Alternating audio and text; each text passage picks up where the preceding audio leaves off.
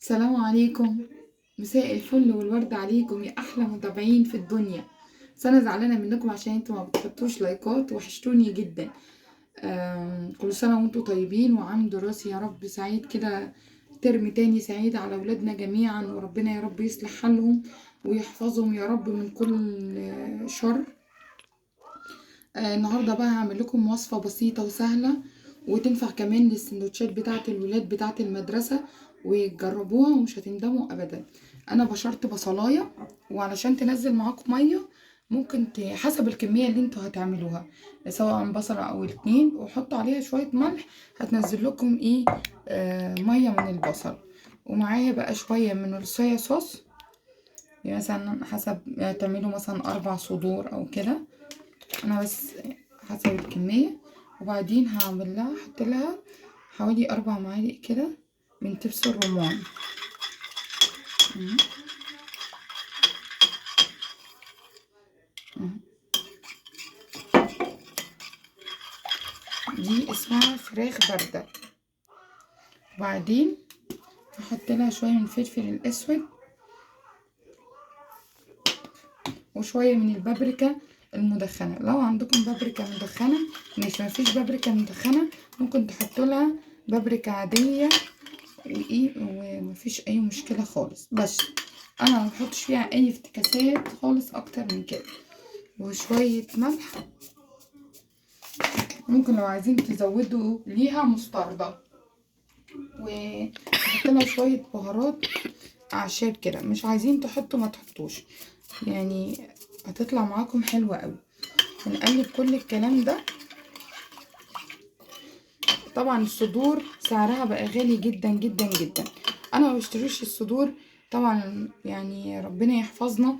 الفراخ وصلت كيلو الصدور وصل 240 وارقام كده غريبة.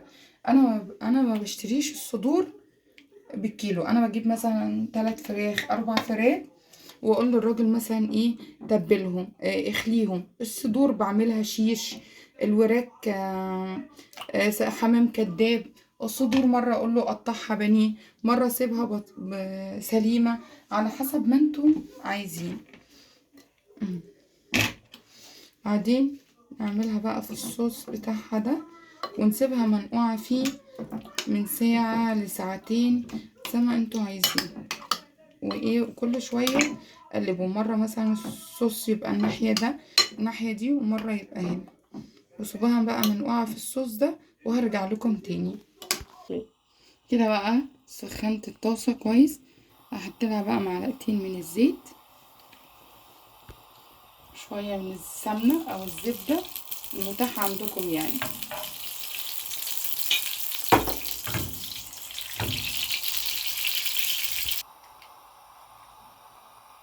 هحط لها بقى الفراخ تتلسع.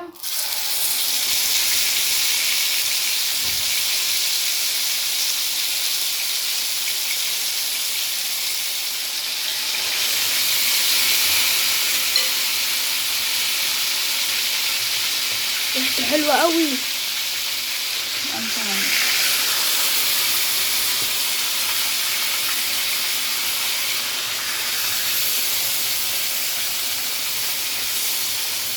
هبتدي امسحها بقى، ما قلبش فيها عشان تحبس الميه، امسحها كويس. ودي بقى وصفه جميله وسهله وحلوه لسندوتشات المدرسه، احسن من اللانشون والقرف اللي احنا بنجيبه للولاد. كده بقى هبتدي اقلبها معاكم. بسم الله. بصوا، وانا مينفعش ابقى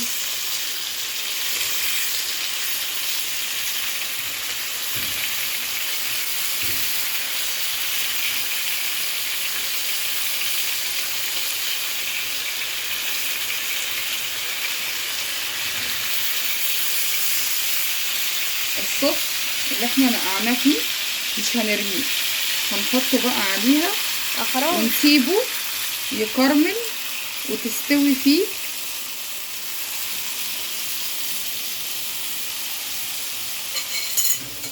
ونغطيها بقى ونسيبها تستوي براحتها. ونسيبها قد ايه مثلا؟ يعني مثلا نص ساعة مثلا. اهم حاجة بقى ان انتوا الفراخ قبل ما تحطوها في الفريزر، يعني لازم تبات مثلا قبلها ليلة في الفريزر، او بعد مثلا ما تسووها كده تدخلوها التلاجة تسقع عشان تعرفوا تقطعوها وما تفرولش معاكم.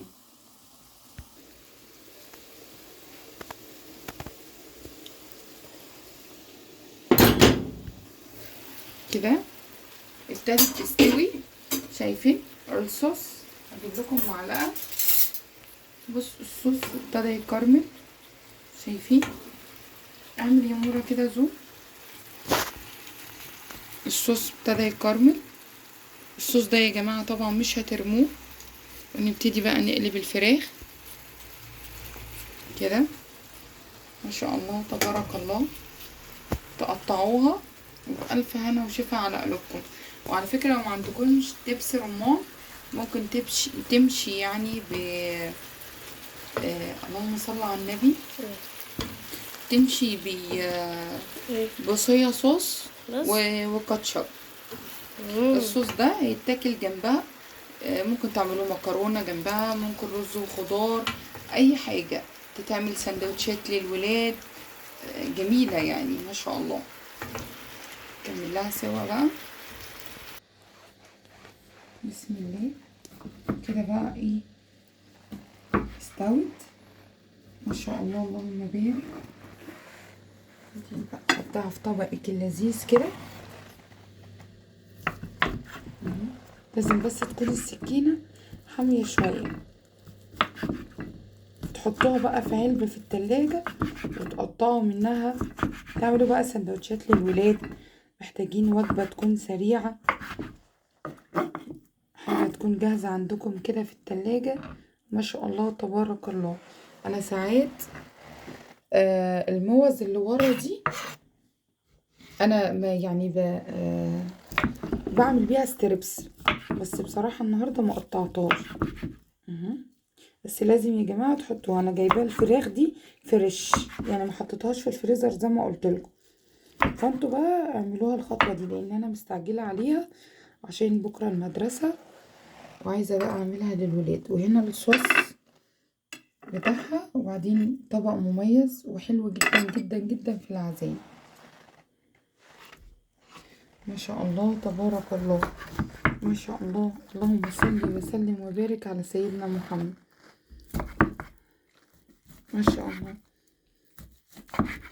تحفة شكلها وطعمها وكل هاكل حاجة. منها ولا مش هاكل؟